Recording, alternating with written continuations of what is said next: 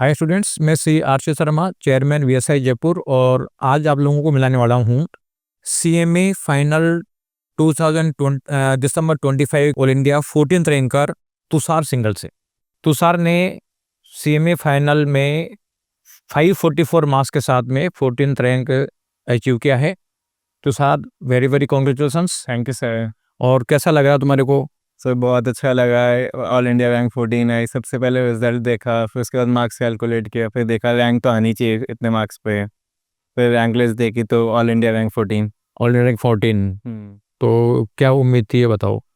Sir उम्मीद तो थोड़ी बेटर थी, बट ठीक है, ये भी अच्छी रैंक है, ऑलमोस्ट स्टार्टिंग की रैंक है, तो फिर बहुत अच्छा लगा। हाँ, ने बिगनिंग की है, बहुत अच्छा स्कोर है, बहुत बढ़िया। जो है, बहुत बहुत शुभकामनाएं इस चीज़ के लिए। और मैं बता दूं कि तुषार हमारे वीवीएमपी प्रोग्राम का स्टूडेंट है, जिसमें हम मॉक टेस्ट और पर्सनलाइज गाइडेंस देते हैं। क्लासेस और कहीं से ली हुई है, तो अननेसरी किसी को कन्फ्यूजन नहीं हो, तो चीज़ क्लियर हो जानी चाहिए, ज़्यादा बेटर है।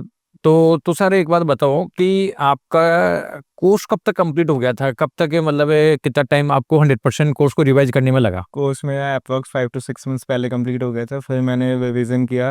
एक रिवीजन मैंने टेस्ट सीरीज से पहले कर लिया था, और फिर नेक्स्ट रिवीजन फिर टेस्ट सीरीज के साथ होते गए, और फिर एक रिवीजन टेस्ट सीरीज खत्म होने के बाद भी किया था। हाँ, तो टेस्ट सीरीज खत्म होने के बाद भी टाइम इतना तो छोड़ते ही हैं कि एक बार रिवीजन हो जाए। Yes sir.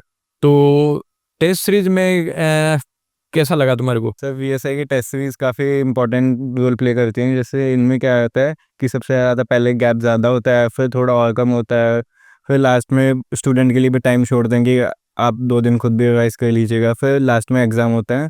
ये ऐसा सिस्टमेटिक टेस्ट सीरीज का पैटर्न और कहीं नहीं मिलता वीएसआई के अलावा। बेसिकली एक चीज़ बताऊँ मैं कि जो टेस्ट सीरीज है ना, आजकल इसमें इतना फ्रॉड है। मेरे पास क्या है कि कंपनी वालों ने अप्रोच किया कि सर, मैं आपके मॉक टेस्ट में आप परेशान होते हो, पेपर बनाते हो, कॉपी चेकिंग करते हो, तो हम आपको ऐसा करते हैं कि हम आपको सारी चीज़ें प्रोवाइड कर देते हैं। तो भाई कैसे करोगे कि हम पेपर भी देंगे, आंसर की भी देंगे, कॉपी चेक करके भी देंगे, ये और लिख के देंगे कि भाई किस किस बच्चे ने क्या क्या गलती करी। मैं यार, ये जोरदार काम है। कितने रुपए लोगे कि सब एक टेस्ट के 50 रुपये लेंगे? तुम्हें किससे चेक कराओगे कि सब प्रोफेशनल CA CMA से करवाएंगे? मैं यार, CA CMA 1 घंटे में 2 कॉपी चेक से ज़्यादा नहीं कर सकता, तो उसकी वैल्यू 100 रुपये की रहेगी क्या? और पता चले कि 5 घंटे चेक ले 500 रुपये कमाए, तो एक तरीके से इससे कम तो मजदूरी कमा लेता है। तो मेरे को डाउट था, मेरे करते क्या है, मतलब हो सकता है किसी से कॉपी चेक करवाते होंगे। बाद में एक पर्सन आया मेरे पास कि सब हम जो है ना, हम AI से कॉपी चेक करवाते हैं। तो AI से कॉपी चेक में क्या करवाते हो? सब AI से कॉपी चेक करवाते हैं, बच्चे ने क्या गलती करी वो लिख के भी देता है, ये भी करके देता है। तो मैं क्या लोगे कि साहब 10 रुपये लेंगे एक कॉपी के? मगर यार, ये जोरदार काम है। तो मैंने उसको 100 कॉपी दी, 100 कॉपी को मैनुअल चेक कराया, 100 कॉपी को AI से चेक करवाया, और उसमें 25 से 30 नंबर आ गया। पता चला उसमें जो मार्क्स दे रहे हैं, और उसने इतना हर क्वेश्चन में लिख रहा है इसने ये कमी छोड़ दी, कमी छोड़ दिया, कमी छोड़ दिया। मगर यार तुम, ये है 25-25 नंबर का गैप है, बच्चा कोई रैंकर बच्चा उसे कम नंबर दे दिए, वो तो बेचारा एग्जाम नहीं दे पाएगा। तो टेस्ट सीरीज का भी क्या है कि बहुत बड़ा ब्लंडर है आज की डेट में, कॉम्पिटिशन का जमाना चल रहा है, तो ये चीज़ है। तो इसके बताओ, जो टेस्ट सीरीज का टाइम चल रहा था, तो तुम्हारा टेस्ट सीरीज का समय जो है वो रिवीजन हो पाता था कि नहीं हो पाता था? सर हो पाता था, जैसे हमने बताया था कि जिस 7 डेज का गैप था, तो 5 डेज पहले कर लो, फिर नेक्स्ट 2 डेज में एक बार दोबारा कर लो, थोड़ा बहुत टाइम लगे 6 घंटे में और थोड़ा बहुत इंपॉर्टेंट वाला रिवाइज कर लीजिएगा। मतलब ऐसे 3 टाइम रिवीजन हो जाता था एक टेस्ट सीरीज में। तो टेस्ट सीरीज से क्या फ़ायदा मिला, बताओ।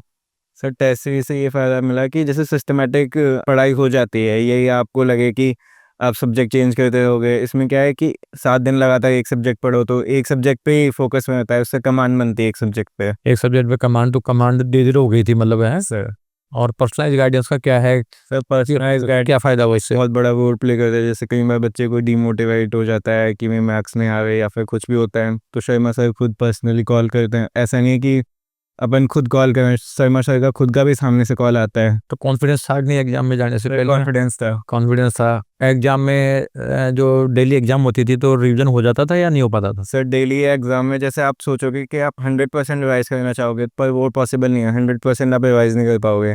आपको जैसे पॉइंट टेस्ट मार्क करने पड़ेंगे, फिर पॉइंट टेस्ट को मतलब एक तरह से की पॉइंट हाईलाइट कर लो, इंपॉर्टेंट क्वेश्चन हाईलाइट कर लो, फिर उस अकॉर्डिंग पढ़ाई करो। तो एग्जाम में जो एक दिन का टाइम मिलता था, डेली जो एग्जाम होती थी, तो जो इंटरवेनिंग गैप था उसमें कोर्स कर लेते थे या कुछ? मतलब हो जाता था जो भी आपको करना है ना, मतलब इंपॉर्टेंट सारी चीज़ें हो जाती थी। इससे 100% एक तरह से कोर्स कवर हो जाता है। 100% कोर्स का कॉन्फिडेंस आ गया था, मतलब Confidence जहाँ आ गया पे। था।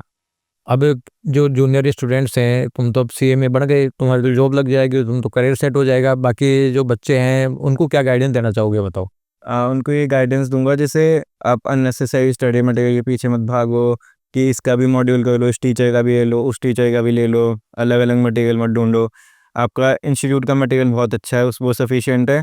इसके अलावा कोई सी भी आपको एक ऑथर की बुक जो अच्छी लगती है, जिससे हमने क्लासेस ली, उससे कर सकते हो पढ़ाई। और उसके अलावा लास्ट में स्कैनर्स, देन अल्टीमेटली तो मॉड्यूल ही प्रिवेल करेगा, मतलब। मॉड्यूल पे हाँ, क्योंकि क्वेश्चन जो जितने भी आते हैं एग्जाम में, मॉड्यूल से पता चल जाता है कि मॉड्यूल से क्या है क्या नहीं है। चलो, बहुत बहुत शुभकामनाएं तुषार, और we wish your bright future. Thank you sir. और विश करते हैं कि अच्छी जगह कैंपस प्लेसमेंट हो यस सर। और अपना कैरियर सेट करो। Thank you sir. Thank you.